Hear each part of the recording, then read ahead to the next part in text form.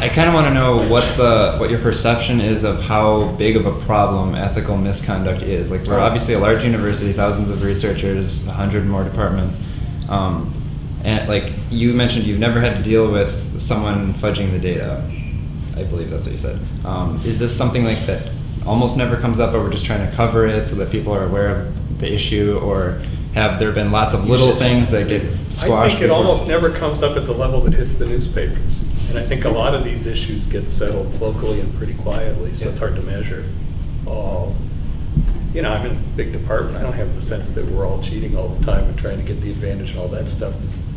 What I would say is that the more important and high impact the science area that you're working in, the bigger the temptations are, and the more ratty papers there are out there that really don't make sense when held up to the light of day. But again, we can have a good argument about this, but I really and truly do believe that the science fixes itself in the long run. And careers could go way up high that shouldn't go way up high in the meantime, and I can't stop that. But I have great faith in the overall, you know, mother science or father science, whoever's up there looking down on us, somehow makes all these crazy people work together and get more towards the correct answer over time. I would totally agree. I would say that you we have some that I've known over time pass off things to a conspiracy or to, like, so many times there's a phrase that I will not get right, but something the equivalent of what you're saying, which is don't necessarily attribute to some sort of conspiracy or some sort of grand design to just incompetence, right? So a bad measurement, all right, a sloppy measurement, right? Because I could give you an example. In my area, there's only been one thing that's popped up in 30 years, and there was this one indication at Purdue, and that's one, and I've been around enough to know that a lot of it really is just not precise measurements, not precise calculations, not knowing what your uncertainty is or not very clearly stating what it is. But people very quickly get a reputation for being on the good side or the bad side of these issues. Yeah. And in your own field, you very quickly figure out who's who. And you take a lot of their work with a grain of salt if they're on the wrong side of enough of these. It doesn't take very many mistakes to really make people cautious about your work.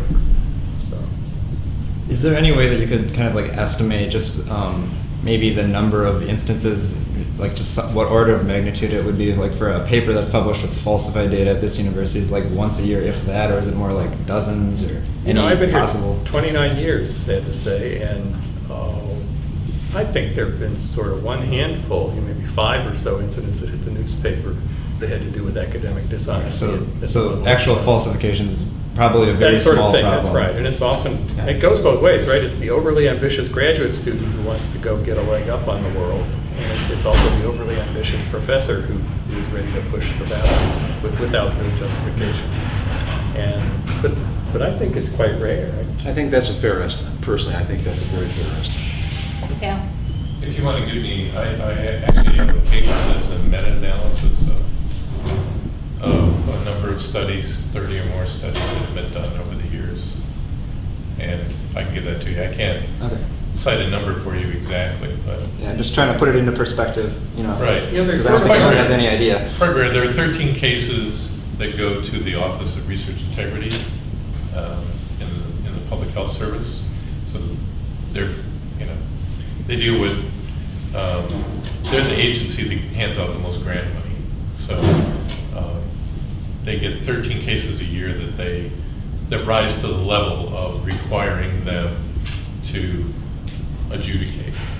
So actually I think it's 13 cases that they adjudicate, and probably only half of them is there a penalty involved. But there's just no percentage in favor. And that's out of thousands and thousands of grants and thousands of investigators. The self-regulation in terms of, just in my little area of what I do, if you get into a conference and you say something that's outlandish, it turns out in one case I said something that was just, it seemed to me so obvious, and it was viewed as outlandish. And after I finished my talk, I was there for 20 minutes with 4 prominent older professors back in the early 90s. They wouldn't let me go because they thought I was totally nuts, right? So you better be real careful on what your data is. So the self-regulation is quite good on most of this stuff.